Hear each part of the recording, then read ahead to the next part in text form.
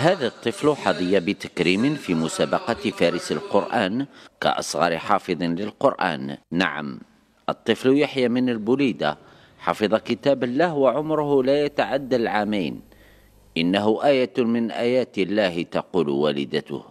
يحيى آية من آيات الله سبحانه وتعالى. نطق بالقرآن وهو في عمر لا تتعدى سنتان. أول الآيات التي قرأها يحيى هي مواضع السجدات. كان يتصفح القرآن ويبحث عن مواضع السجدات ويقرأ بقوله سجدوا. ما نطق به يحيى فجأة أمه وتساءلت كيف لرضيع يتلو آيات من القرآن الكريم في هذا السن. بدأ يقرأ يحيى القرآن بعد البسملة الآية الأولى من كل سورة مع تسمية السورة، يتصفح من البقرة إلى الناس والعكس.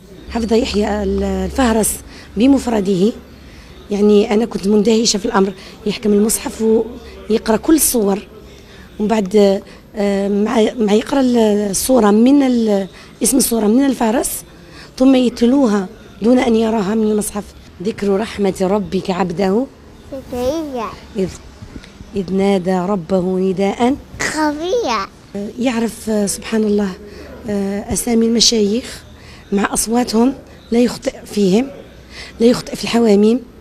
يحفظ الأحاديث في الآونة الأخيرة من تكرار سماعه لتحفة الأطفال، حافظة تحفة الأطفال. صحيح الأذكار المقدمة الله لا إله إلا هو. يحيى قد رضي الله. سورة محمد. سورة محمد. يحيى آية من آيات الله، وقد يكون له شأن كبير في المستقبل، كما قد يكون نسخة مماثلة للطفل عبد الرحمن فارح الحاصل على جائزة دبي للقرآن.